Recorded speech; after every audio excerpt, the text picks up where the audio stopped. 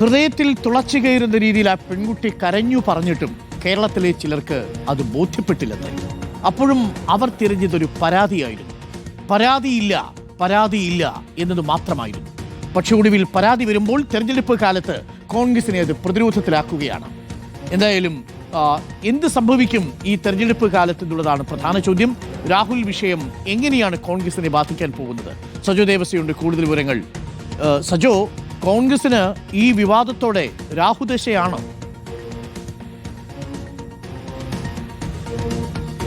Doctor Arunkumar, ഇപ്പോഴും കോൺഗ്രസിലെ ആശയക്കുഴപ്പം തീർന്നിട്ടില്ല എന്നതാണ്. ഇത് എല്ലാ കാലത്തും കോൺഗ്രസിലുള്ളതാണ്. പക്ഷെ ഒരു കാര്യം ആവർത്തിച്ച് പറയേണ്ടതുണ്ട്. കാരണം ഈ വിഷയത്തിൽ വളരെ ക്ലാരിറ്റിയുള്ളൊരു നിലപാട് തുടക്കത്തിൽ സ്വീകരിക്കാൻ തയ്യാറായ ഒരു നേതാവ് എന്നത് പ്രതിപക്ഷ നേതാവ് വി ഡി സതീശനാണ്. പക്ഷേ അതിൻ്റെ ദുരിതം അദ്ദേഹം നേരിടേണ്ടി വന്ന ഒരു സൈബർ കൂട്ടത്തിന് കോൺഗ്രസിലെ ഇന്നത്തെ സംസ്ഥാനത്തെ ഏറ്റവും പ്രധാനപ്പെട്ട ഒരു നേതാവിനെ ഏറ്റവും മോശമായ ഭാഷയിൽ ആ പാർട്ടിയുടെ സൈബർ അണികൾ എന്ന് അവകാശപ്പെടുന്നവർ ഈ ഒരു നിലപാടിൻ്റെ പേരിൽ തുടർച്ചയായി ആക്രമിച്ചുകൊണ്ടേയിരുന്നു.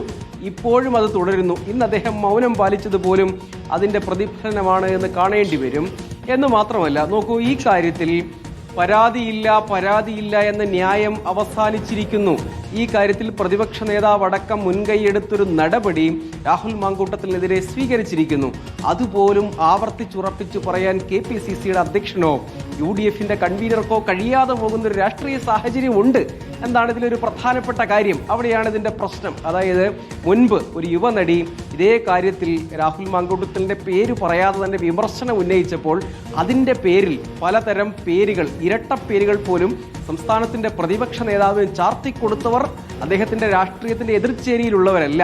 എന്താണ് മറ്റൊരു ഘട്ടത്തിൽ കോൺഗ്രസിനെ സംബന്ധിച്ചിടത്തോളം ഇന്ന് പ്രധാനപ്പെട്ട നേതാക്കളിൽ പലരും രാഹുൽ മാങ്കൂട്ടത്തിനെ സംരക്ഷിക്കാനോ അല്ലെങ്കിൽ പരോക്ഷമായി ഒരു സുരക്ഷിതമായ സ്റ്റാൻഡ് എടുക്കാനോ ഒക്കെ ശ്രമിക്കുന്നത് നമ്മൾ കണ്ടു എന്നതൊരു പ്രധാനപ്പെട്ട കാര്യമാണ്. ഇനിയെങ്കിലും യഥാർത്ഥത്തിൽ അദ്ദേഹത്തിനെ സസ്പെൻഡ് ചെയ്തു, ഇതടക്കമുള്ള സംഘടനാ നടപടി ഇതിനകം കോൺഗ്രസ് സ്വീകരിച്ചതാണ്.